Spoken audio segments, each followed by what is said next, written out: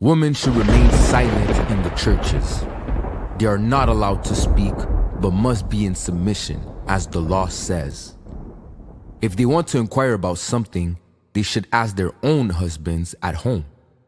For it is disgraceful for a woman to speak in the church. Samuel said to Saul, I am the one the Lord sent to anoint you king over his people Israel. So listen now to the message from the Lord.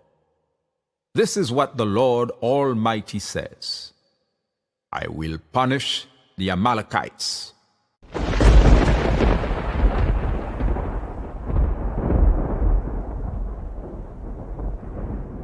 Jésus, par ton sang précieux, enlève mon iniquité. Regarde-moi sur les cieux, dis-moi que tu m'as pardonné. J'ai longtemps erré cœur rebelle, mais j'entends ta voix qui m'appelle. Au pied de ta croix maintenant, tout confus, brisé, je me rends. Blanc, blanc, plus blanc que neige,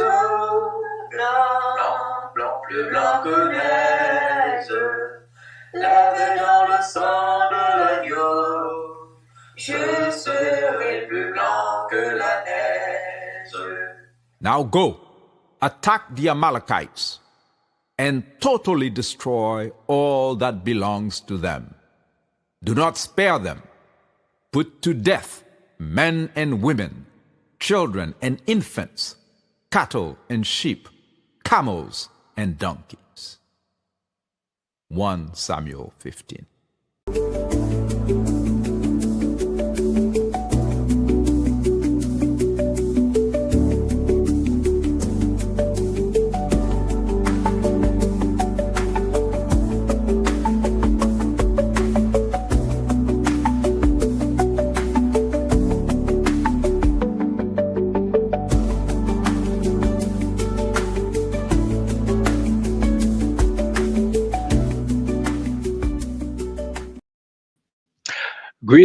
Greetings, family. How are you?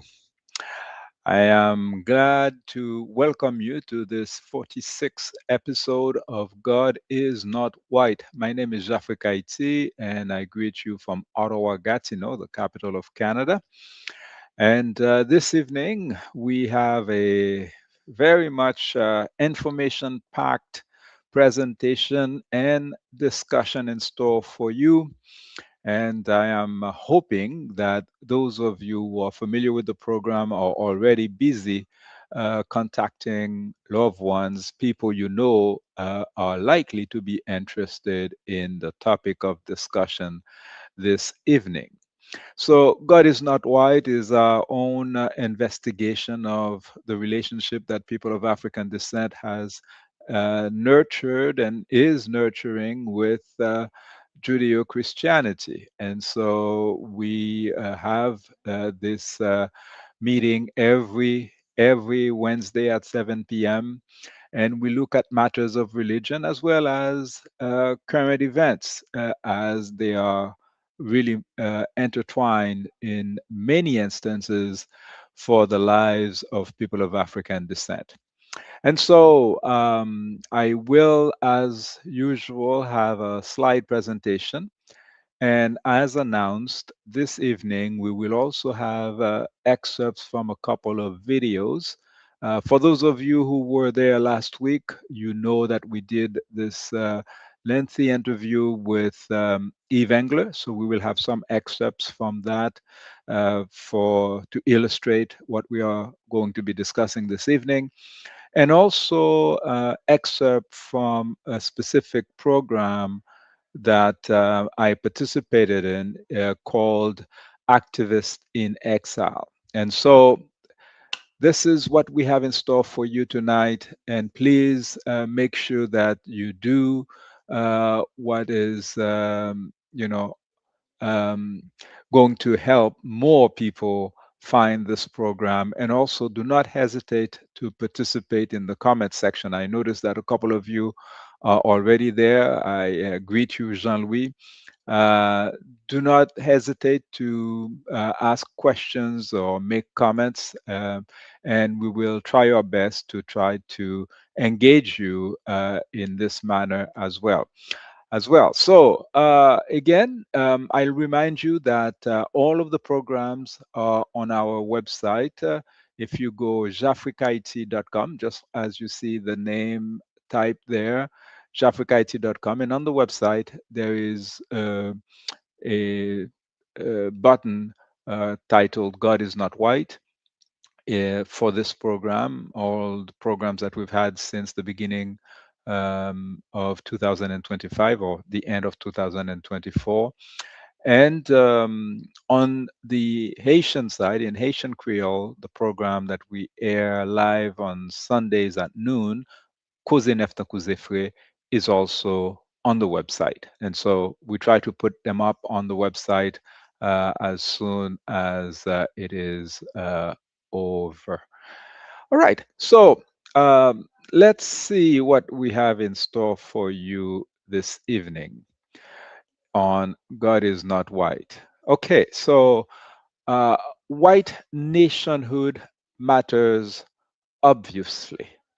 This is the title inspired to us by the recent speeches that were made at Davos in Switzerland. In particular, that speech delivered by Prime Minister Mark Carney, the Canadian Prime Minister. And so this will be the core of our presentation for this evening.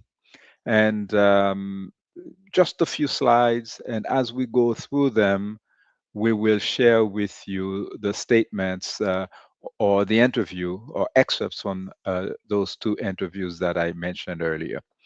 And so, for those of you who are here for the first time, the structure of the program is that we started our investigation based on my book, Vive Bon Dia Ba Religion, published in the year 2000, which is translated literally, praise God, down with religion.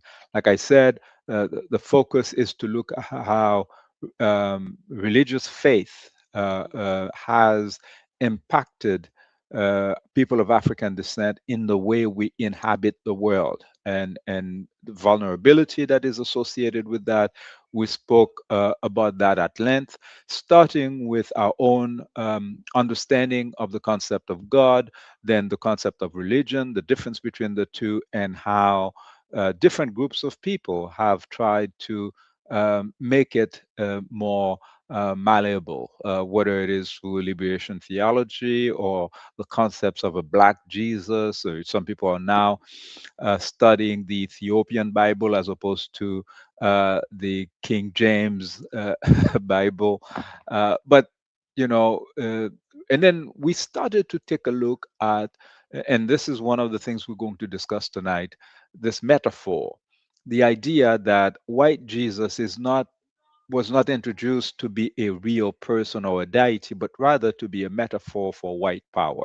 And again, this is what we will be discussing tonight when we speak about white nationhood, clearly saying that it matters very obviously. And so I hope you're going to stay with us, and I'll do one brief stop here to announce our program again, and then we will be right with you. Please call someone that you know, share this with 5 people, and we will see you again.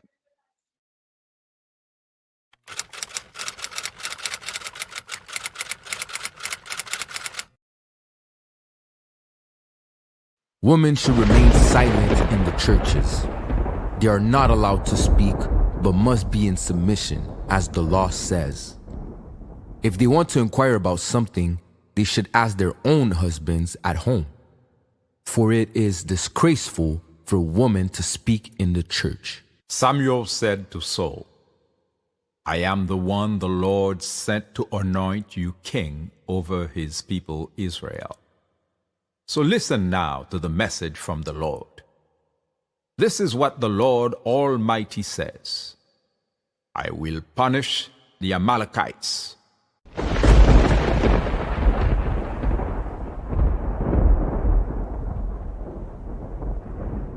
Jésus, par ton sang précieux, enlève mon iniquité. Regarde-moi sur les cieux, dis-moi que tu m'as pardonné. J'ai longtemps erré cœur rebelle, mais j'entends ta voix qui m'appelle. Au pied de ta croix maintenant, tout confus, brisé, je me rends. Blanc, blanc, plus blanc que neige, blanc, plus blanc que neige, lavé dans le sang de l'agneau, je serai plus blanc que la neige. Now go, attack the Amalekites, and totally destroy all that belongs to them. Do not spare them.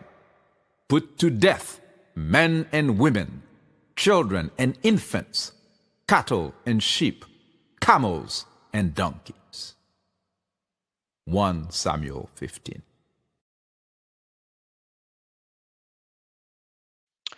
Welcome back. So, Mark Carney made a speech, and there were all kinds of people who claimed that this is historical, and Mark Carney has admitted that now the great powers, they do whatever they want.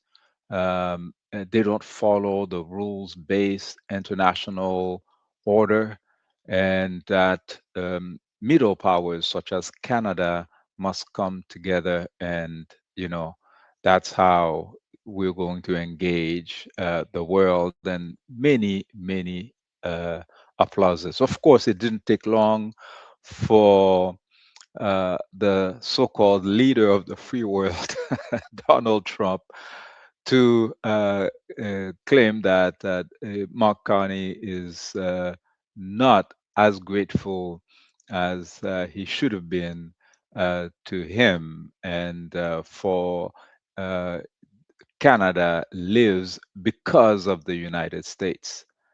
And he also appeases his cousins, saying that he's not going to use force to acquire Greenland. And so there's, plenty that has happened since this meeting in Switzerland of what they call the Davos talks is something that happens on a regular basis, I believe on a yearly basis, World Economic Forum. And it's really the reaction to the speeches that we encourage you to take a look at tonight, in particular, as over the last few weeks we have taken a closer look at Canada, because Canadian identity having been defined for so long as just better than the United States, we are seeing this playing out again. And so the question we are asking ourselves is Donald Trump a lone nutcase? Because this is, in a way, what is being portrayed. So, for instance, there's much celebration at the fact that when he arrived in Davos, there was apparently no one there to greet him, and he was alone walking on the red carpet. And there again, pictures of him sitting alone with no one by his side. Very much a lot of focus on the individual. And of course, the individual does have peculiarities that that would justify a lot of focus on him, which is also something that he does crave. But um, we have warned since the first mandate of Donald Trump that it is a tragic mistake for people who are of goodwill to look at the antics of Donald Trump and consider them to be, caricature, or that, it's just a crazy person behaving weird. Um, he's been elected twice at the head of the most powerful nation in the world in certain ways, if not others, at least military, for this region. And so this is a very dangerous man. The question is he alone? And should we buy the idea that Donald Trump is the problem? So we see the media in the last week announcing things that sound extraordinary, like Canada prepping a response to a hypothetical US military invasion for the first time in a century. Uh, However, we encourage you to ask a few questions. Is Donald Trump really on the loose, attacking everybody indiscriminately? No. Whether it is on the domestic front, where ICE is targeting people on the basis that they are in the United States illegally, we see that the people who are targeted are Black and brown folks. Okay. There are plenty of white looking people who are illegal in the United States. We don't see them being chased um, in the streets. Of course, we took our hats off last week to the young lady who was murdered by ICE. We're talking about Nicole Good, Renee Nicole Good, and but clearly this is not one person who was targeted by ICE, but rather someone who really intervened as a decent human being to help protect uh, people who were targeted by ICE. And that also is something they don't tolerate, solidarity between people. And so they murdered Renee Nicole Good. So, what is really happening? What's going on here, to paraphrase the great singer? Well, I'm going to share the next slide to say that Mark Carney, with his speech that is celebrated, for instance, in that Twitter post by Son of Far, saying Mark Carney sounded like the leader of the free world. Trump sounded like a dementia patient.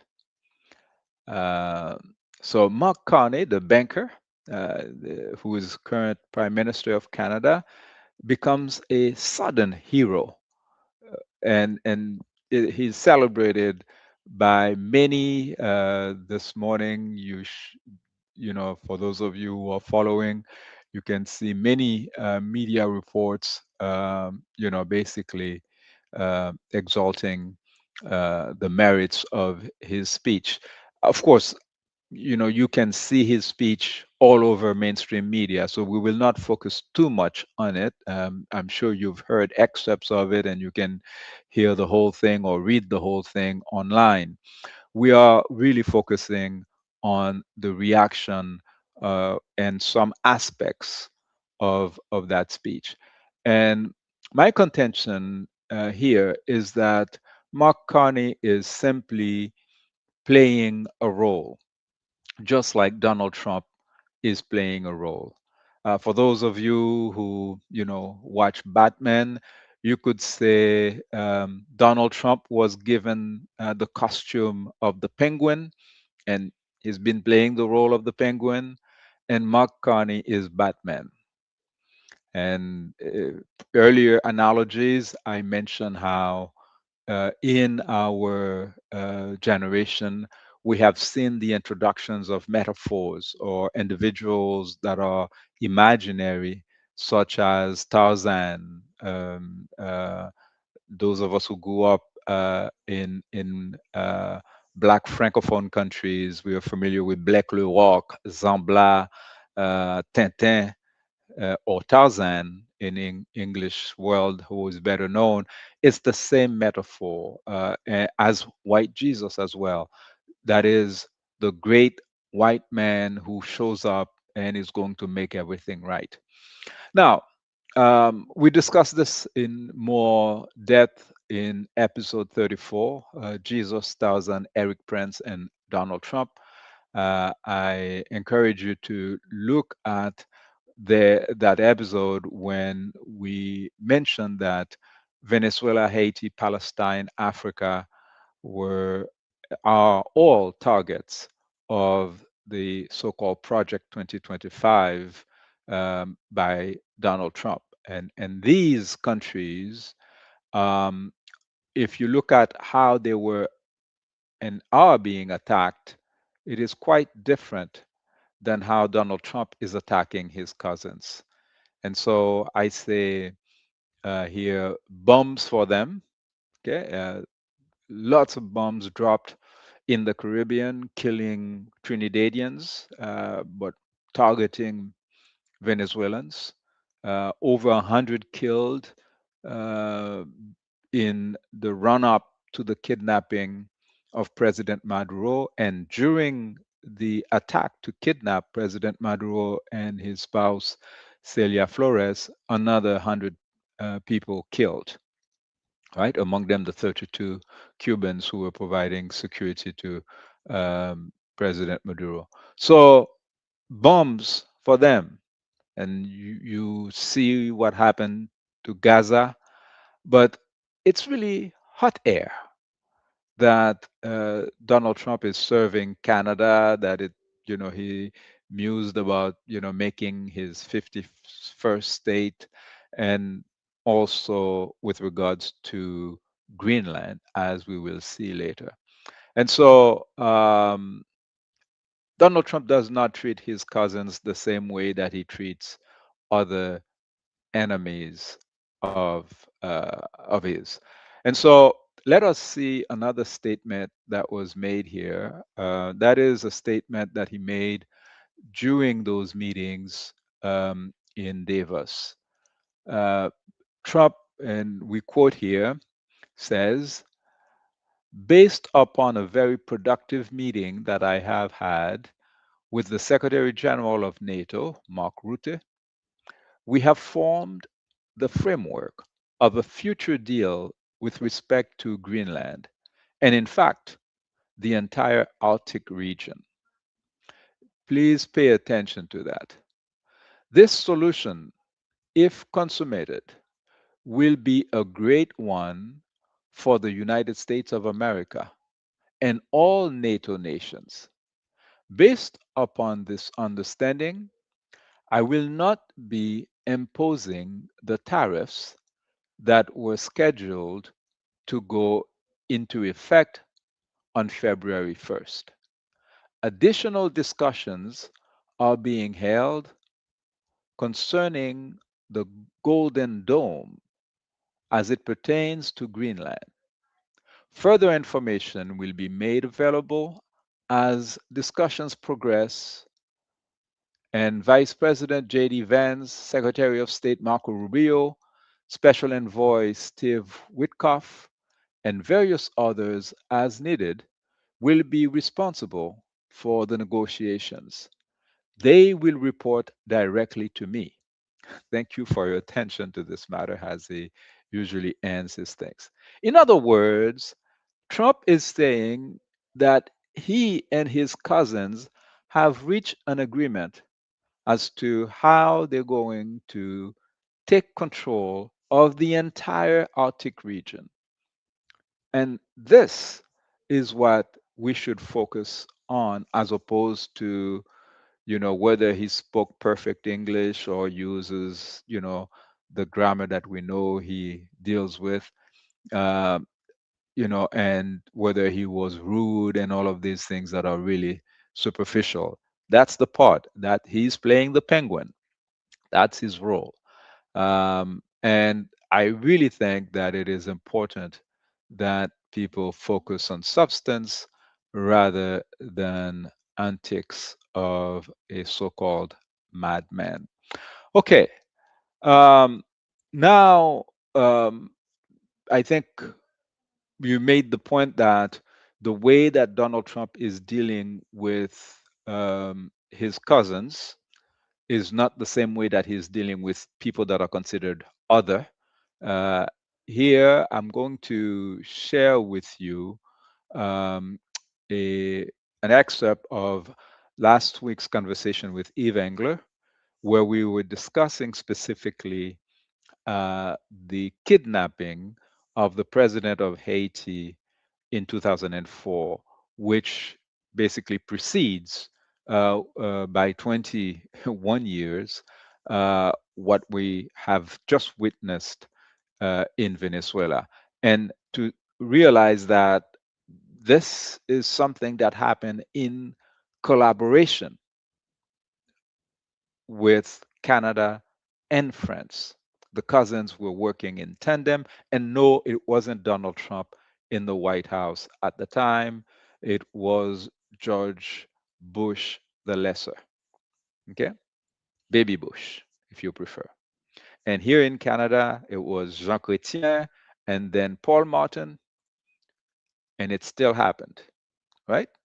So let us listen to the conversation with Eve Engler, and we will be right back. And again, talking about the response that people give to these things, because of course I am Haitian, so I always take it personally. The idea that Canada can conspire with the United States and France and go and kidnap the president of Haiti the year of the bicentennial, and then to them it's yeah, like there's no one in the Canadian government to tell these folks, no, this is a foolish idea, right? I mean, the end of racial slavery is not a small thing. But in any case, we are seeing that years later, decades later, right? Because the coup was 2004.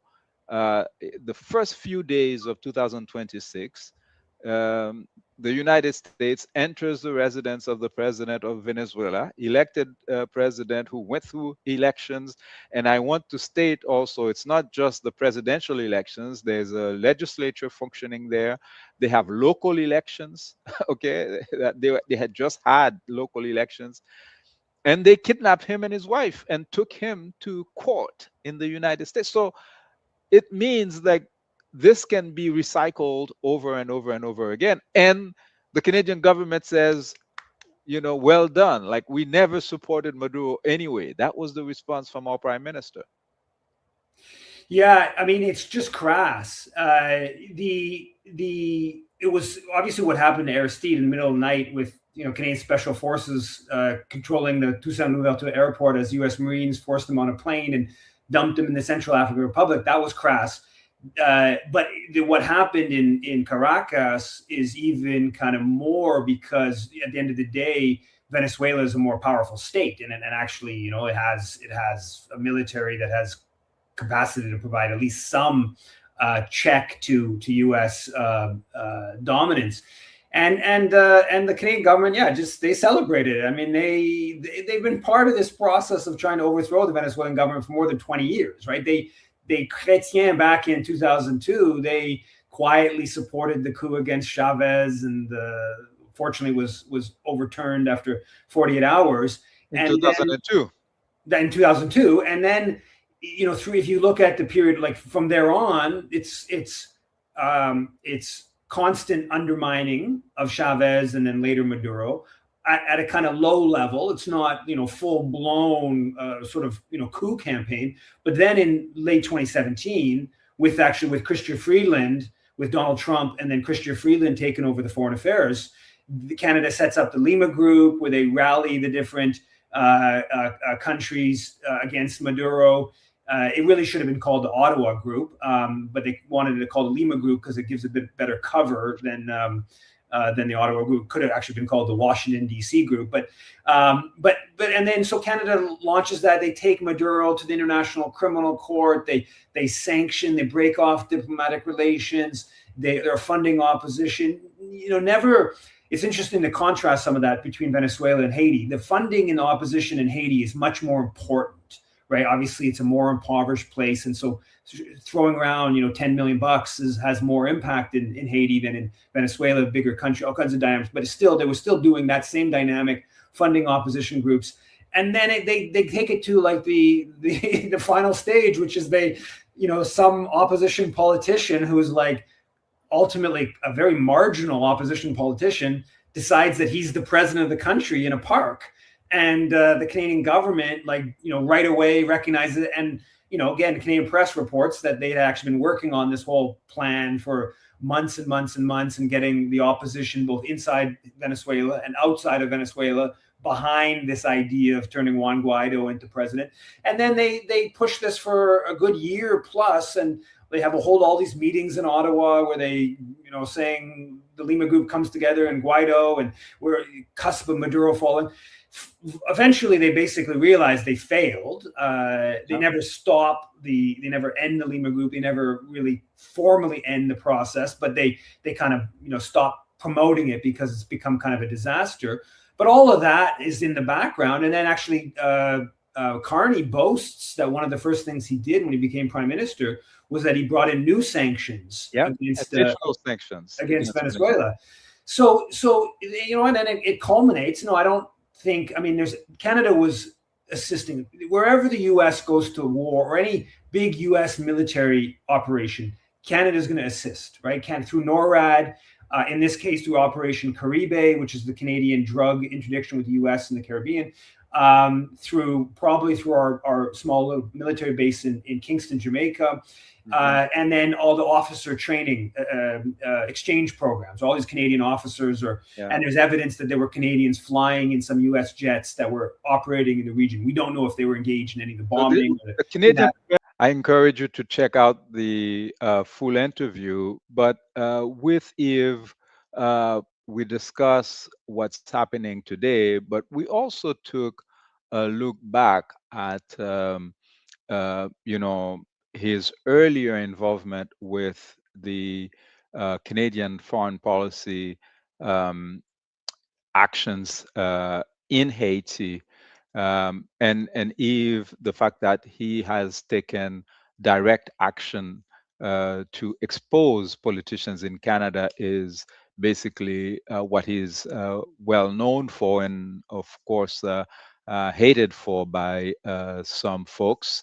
As I mentioned, we discussed in the interview last week, he was barred from participating in the election of the so-called progressive New Democratic Party of Canada.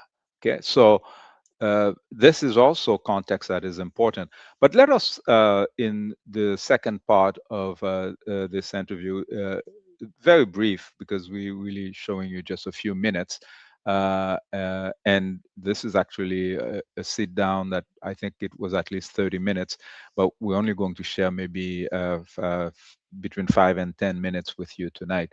Yves Engler, with regards to one of his direct actions that took place in 2005 on the Canadian foreign policy in Haiti. So let us watch this event where I was in attendance and filming the interaction of the Canadian Minister of Foreign Affairs at the time, Pierre Pettigrew, on stage with Haitian puppet leaders that they were parading around, trying to give some legitimacy to, and then Yves Engler showing up and what he does.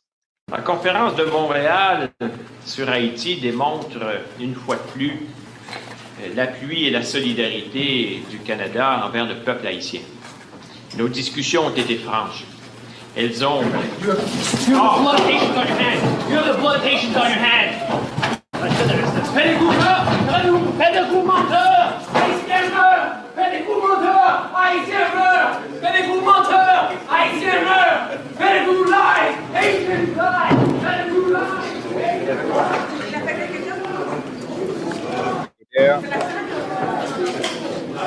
C'est là, on va prendre une petite pause de 2 minutes. On va vous revenir. Merci.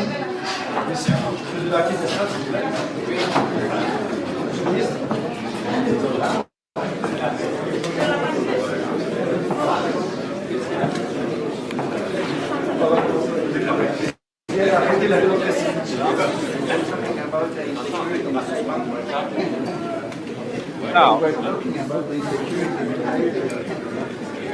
so what was the consequence of that action for you, Eve? They jailed me for the night, and then so I guess about 24 hours, and then I was released. And the Pettigrew decided not to press charges. I think basically he decided that politically it was sort of too sensitive. He just kind of wanted to go away, and that obviously by pressing charges, it would continue. Higher likelihood the media would cover it and stuff like that. So they dropped it. But then, like about 2 weeks after that, we had this rally, July 1st. I think that was like mid June. And there was a rally, a Canada Day rally in his riding, which is Trudeau's riding, which had a pretty significant number of members of the Haitian community in that riding. And he had like a Canada Day hot dog kind of. He was going to give out hot dogs, and we had like 60 or 70 people, pretty much everyone from the Haitian community. I remember that rally, and we chased him out of the park about like 5 or 10 minutes in. It was just like so much noise, and the whole ability to hand out hot dogs and the smiles and the whole thing that his political aim of what it was about. Basically, we chased him out of the park about like 10 minutes later. But somehow, I forget exactly how it played out, but basically he then got like some form of restraining order on me after that. And effectively, I was not like allowed to go by his office or any event he was at or something like that for about a year. And also had some conditions about like, keeping the peace. So I had these, some conditions that were in play. But that was it.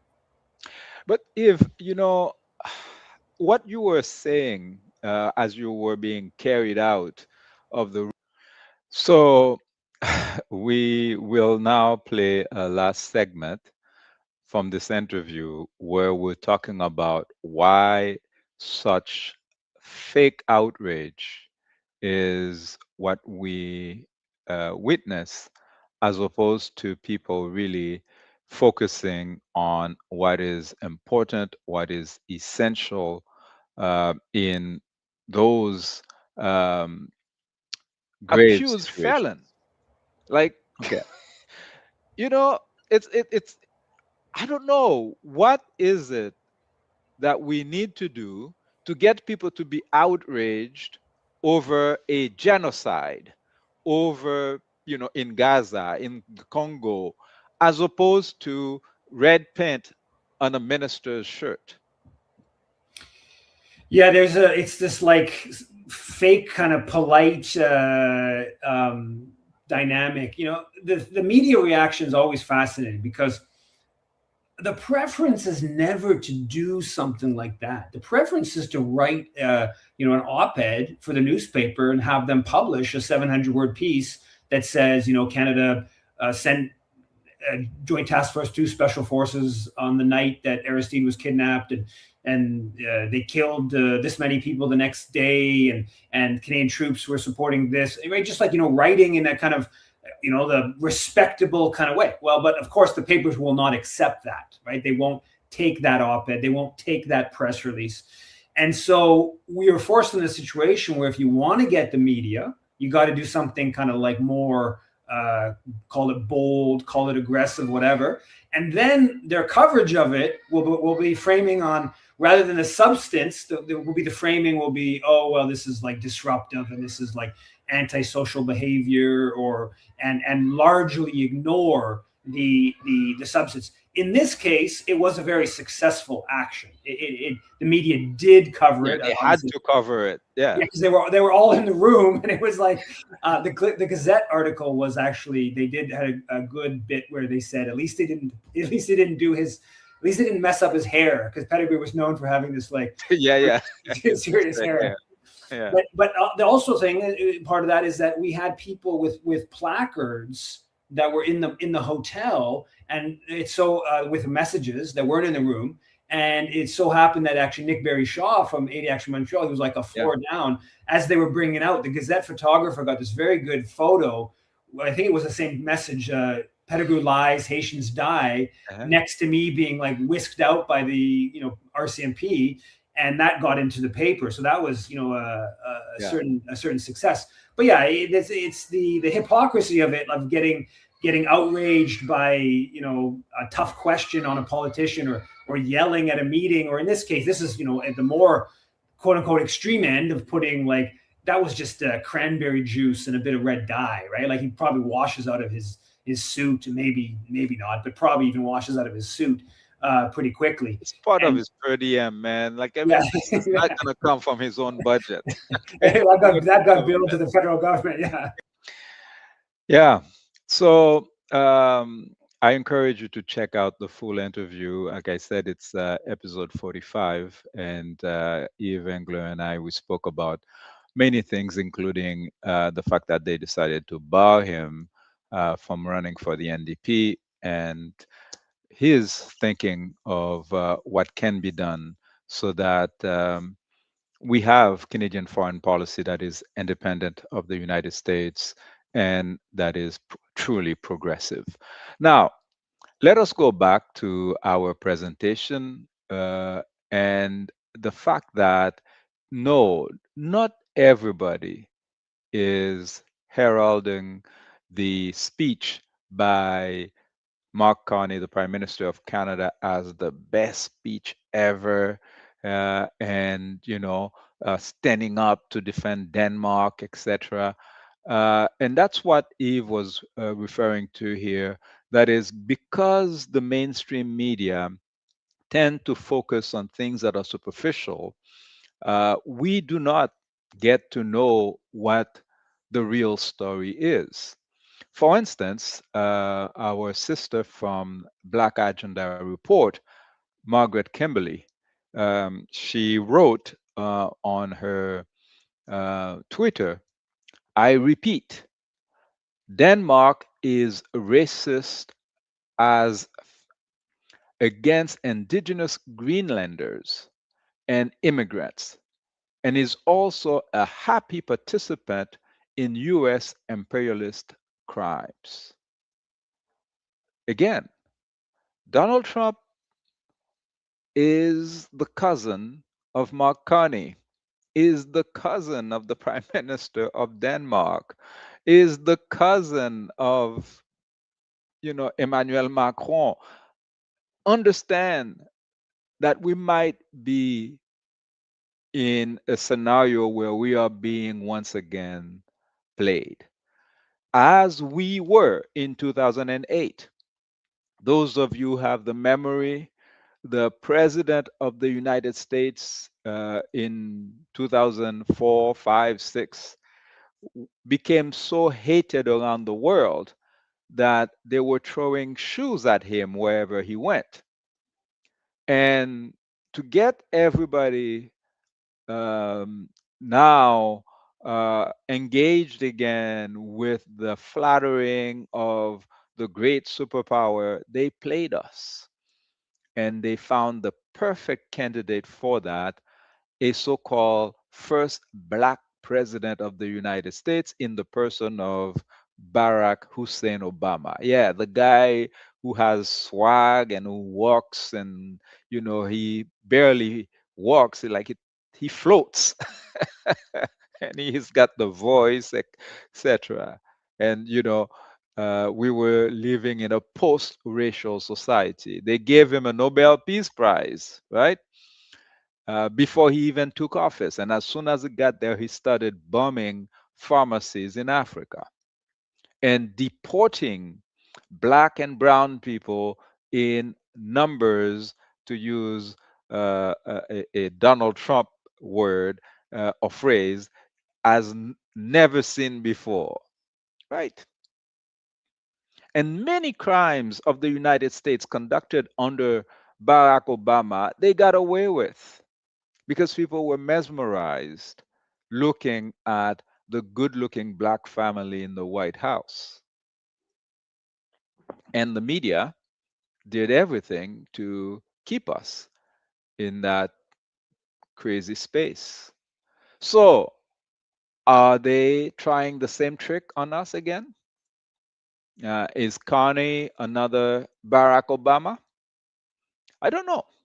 I mean, there are colleagues, I've seen commenting after the speech by Carney who are elated, and I've also seen some unfortunate clashes among people of goodwill, calling each other names. And honestly, I don't think that's what we need to do. But the critical thinking is something that we all can do, and we do not need to insult each other as we're doing it. However, that point that Sister Margaret Kimberly raises here is an important one.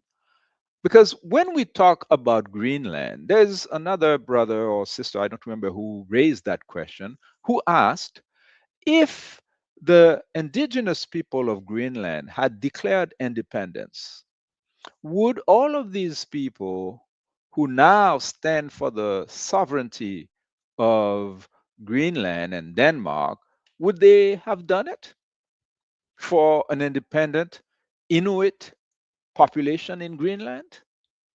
Because as few realize it, these are the indigenous people of Greenland, not the people who look like the prime minister or the president or whatever. No, these people who are, many of them, destitute in the Arctic region, whether it is in the place currently occupied by Canada, like such as in Iqaluit, where in the territory of Nunavut, there is supposed independence of that province, well, independence or like the status.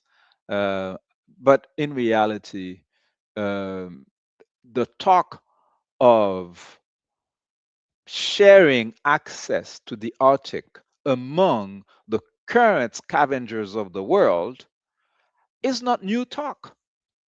I recall, when I was working in the federal government, that this was always an issue, something that researchers who come from southern universities, in the United States, Canada, or in Europe, um, going to work up north, were always,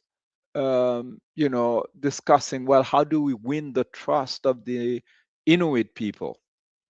Because, of course, they would be foolish not to be suspicious, because there is talk that not only there is, natural resources um, up there, but also the melting glaciers opening new business routes up north is the source of conflict between powers such as the United States, Canada, Denmark, and Russia. That's what they're talking about. That's what the companies are talking about. It's not about these people's sovereignty. Like I said, many of them are impoverished, and racism is very much alive, including in Denmark, Canada, and all of these places. One article that I would encourage you guys to check out, Greenland, A Cold Hard Truth, how Greenland's Inuits are reclaiming their culture. Okay, it's very important to take that lens as well when we are doing the analysis. Greenlandic Inuit are reclaiming their identity by blending modern life with traditional practices that were lost or weakened by Danish colonial rule. Yes, we're talking about colonialism. Okay, thieves of land fighting among each other is not good news for indigenous people. So it's something to watch out, especially in view of that statement that Donald Trump made, that he and his cousins got along just fine and they have an understanding on how they're going to take control of the Arctic region.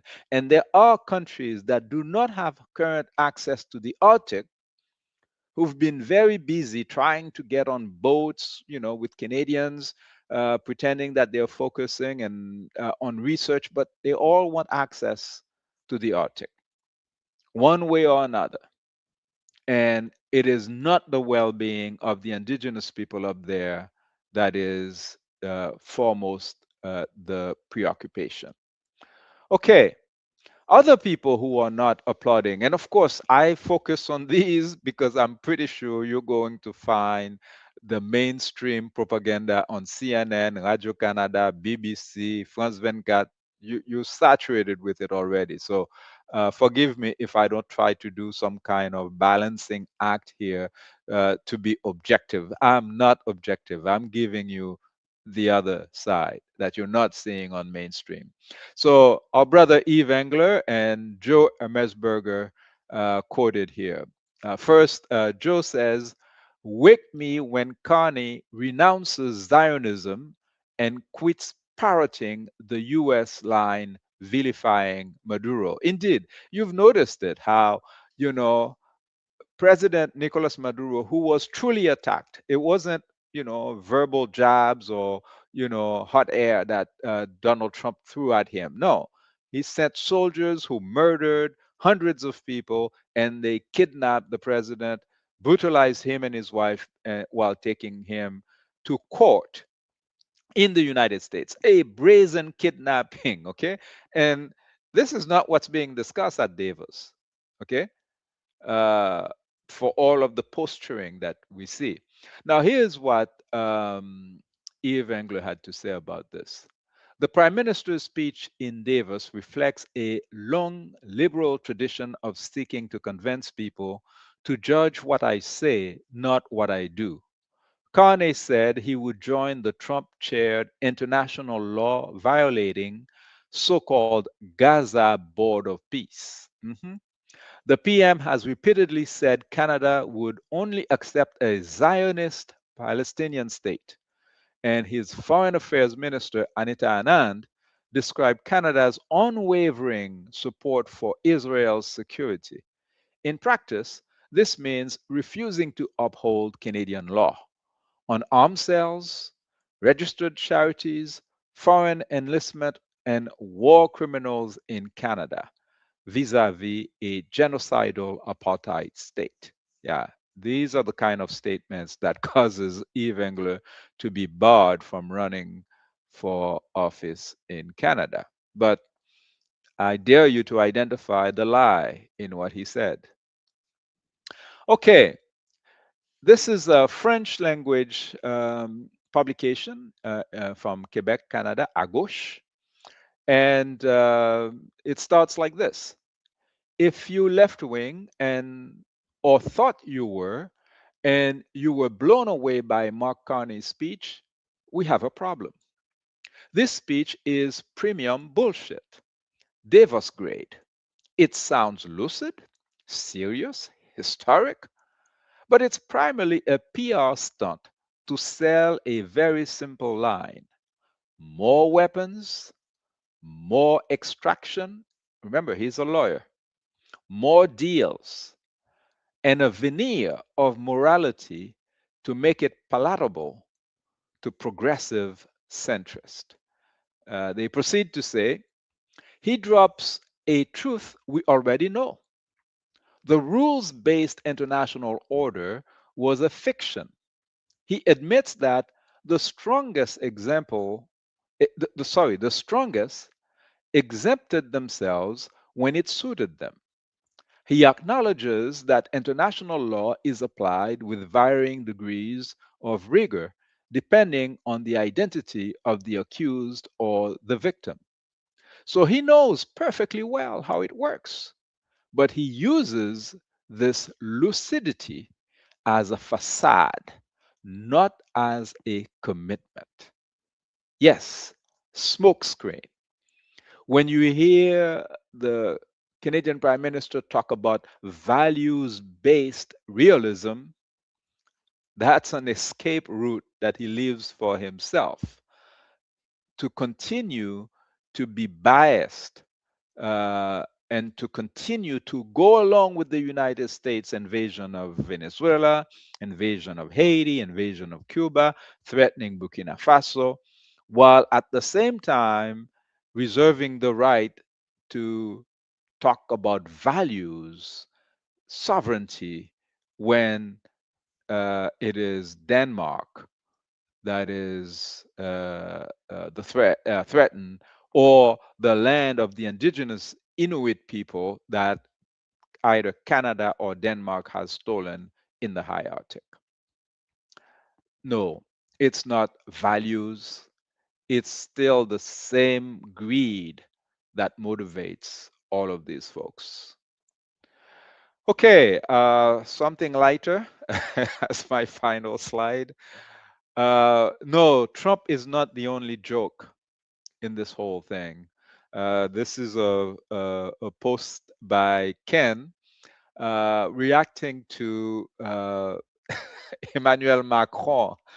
Uh, you know, the French very much making fun of their president, and I can tell you they cannot do it any better than Africans who are, you know, enjoying his antics. So, of course, everybody is posturing, so Macron cannot be left behind.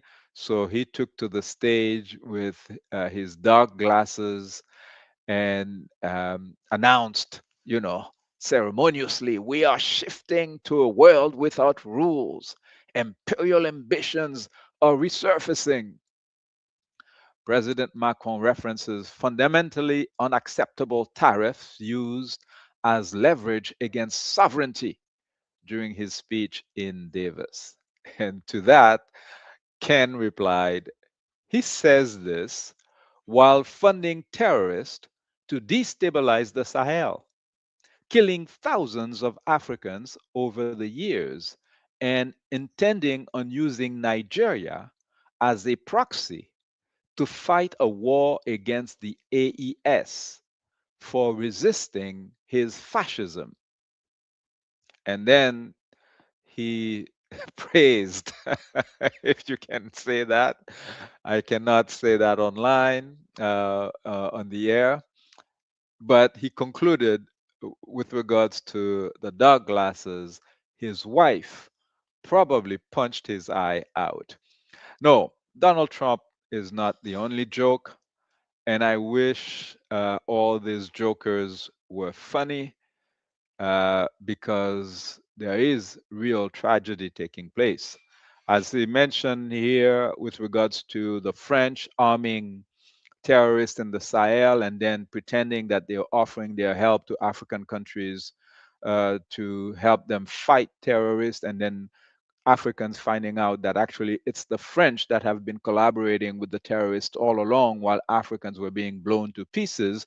The same thing is being done in the Caribbean by Donald Trump. And no one is denouncing Donald Trump. No one is punishing Donald Trump for these crimes against humanity. As we speak, Donald Trump's buddy, Eric Prince, this criminal who claims that Africans do not deserve to run their own countries, and many countries in Latin America need to be taken over by white people, while he is now in Haiti fighting so-called, claiming to be fighting so-called terrorists who are all US armed.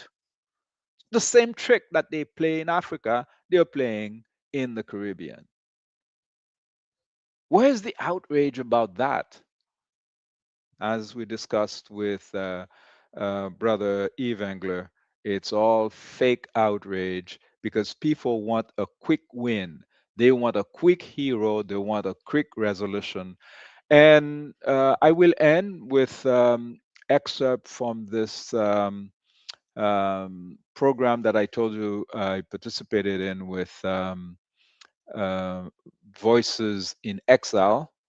And I encourage to watch the 26-minute interview. And you can do so by going on their website.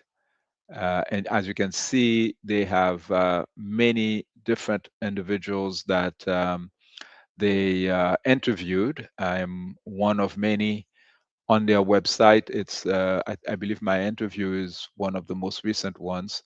But there we discuss the fact that the reality that people who are in Canada and the United States are enjoying is one of a minority of people on the planet, whereas the vast majority are experiencing violence that was brought to them oftentimes by no fault of their own. And so let us just take a minute. I believe I have about 7 minutes to share with you from that interview.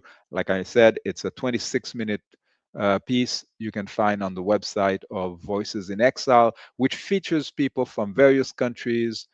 And it's important to listen to these voices because uh, people who were in Afghanistan telling you about their experience in Afghanistan is important. Um, in India, in Pakistan, in Philippines, it is absolutely important because oftentimes our voices don't make it to CNN or Radio Canada. And also understanding that the single experience that I was living in Haiti um, is actually that a reality that most of the planet is living. And that the life I was living in Canada as a student before that, and then after the coup when I returned to Canada, was really one of a sheltered, privileged member of humanity. Then we had the war, the Iraq war, or the invasion of Iraq, I should say. It started to be aware that yes, there are people who wake up in the morning and they find their city is being bombarded and they have no power over what has led to that and they cannot stop it. And I started to realize that yes, we are living in a very unjust world. Um, and unfortunately, some of these decisions that are made to invade another people's country are made where I live in Canada by my government.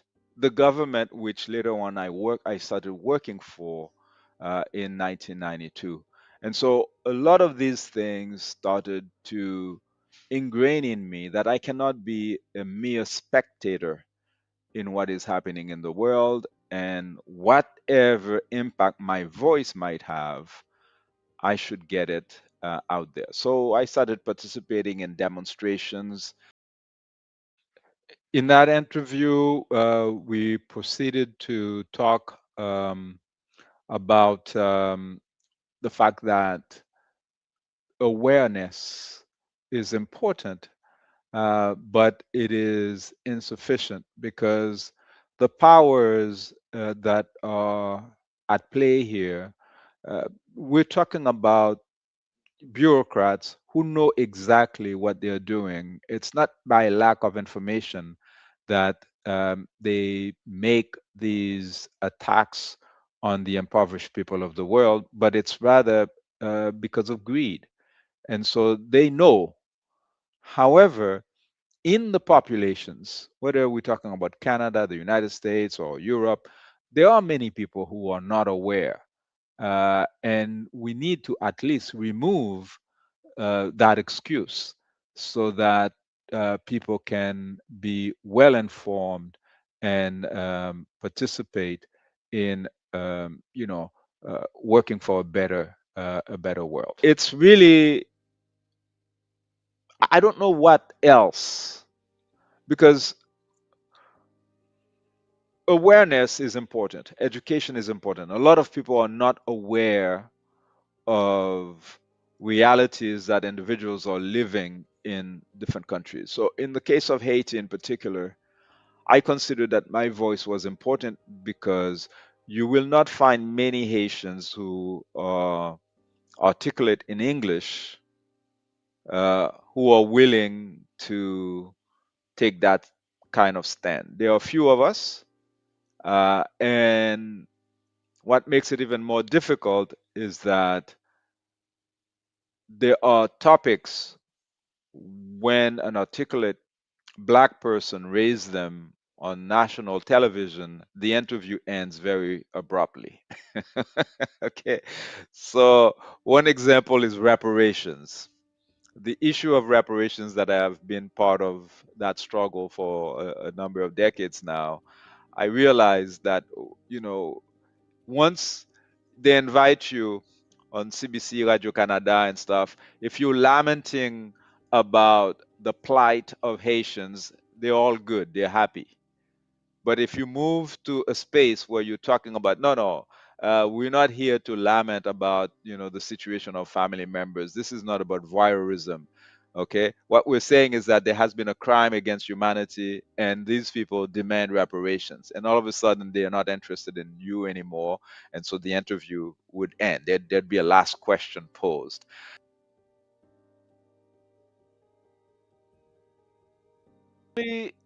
I would say at first, yeah, I was in the group of people who were hoping to influence policy. And so Canada Haiti Action Network, we met, like I said, with Alexa McDonald, with others, and I was among the people who thought that we can make a difference if we bring enough awareness to politicians, and they will make the right policies. Honestly, I would say this is way past. I don't believe in that anymore. I am convinced that people are well aware of what they're doing, and that's what they choose to do.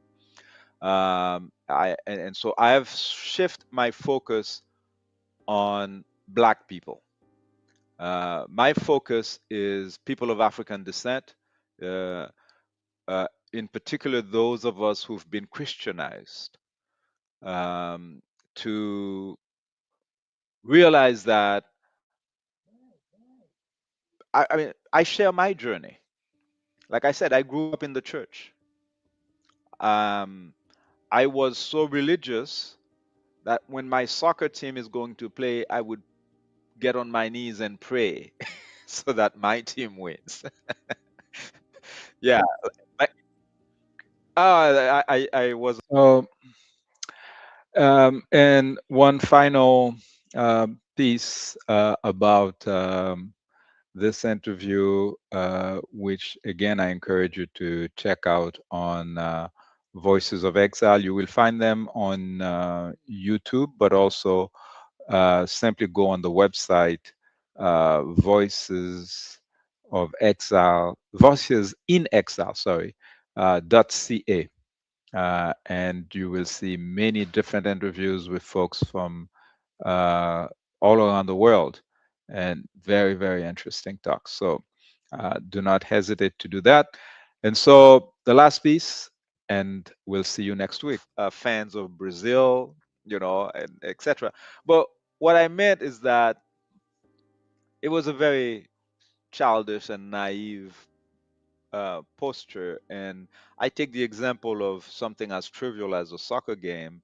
But in reality, in the lives of many people of African descent today, there is a disempowerment that we cause to ourselves by this hyper religiosity, which causes us to not mobilize our actual power and to be waiting for what I call extraterrestrials. So now I put Jesus and all of these things as part of the invisible extraterrestrials who don't really exist. Okay, but it's a huge step to go from being a believer to naming these things non-entities. Okay, it's a huge step, uh, and I understand that people need to be accompanied as they do this um, rediscovery of self. That's how I call it.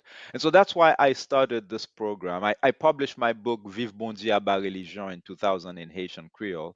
And a couple of years ago, I started a YouTube program on my YouTube channel, the program titled God is Not White.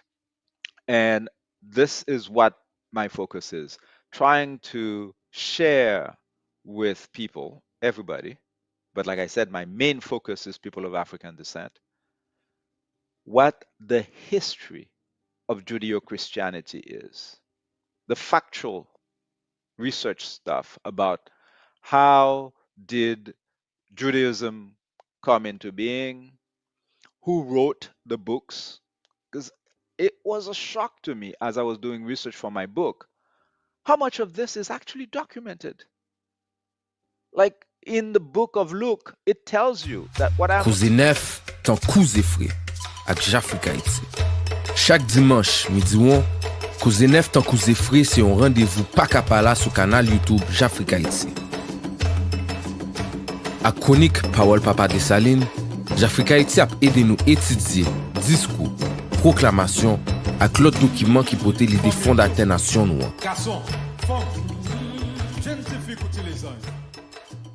De temps en temps, J'Afrique Haïti ap resevo invité spécial ki tabli kampman yo tout patou sou la terre epi ki gen mousso kod lombrito sou zile d'Haïti. Femme kou gason, génération chive gris tan kou jen ki fin kap pou journée, petit ak petit Haïti ka se rendez-vous chaque dimanche. Midi ouan tan kou boule solé, nan Cause Nef tan kouze fre.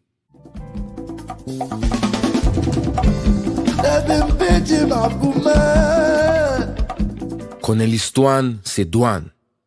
Partager mémoine, c'est devoine. Aldio, c'est pas fait là, c'est Claude Bon qui diaspora. Tout Africain qui habite, yo, tout est diaspora. Yo engagé dans des mamans, yo la gang qui se ya. Yo vle tout fait en bois, yo dit nous c'est mon droit. Yo dit nous c'est mon droit, yo dit nous c'est mon droit. Yo dit nous c'est mon droit. Aldio, c'est pas fait là, c'est Claude Bon qui diaspora. Tout Africain qui habite, yo, tout est diaspora. Yo engagé dans des mamans, yo la gang qui se ya.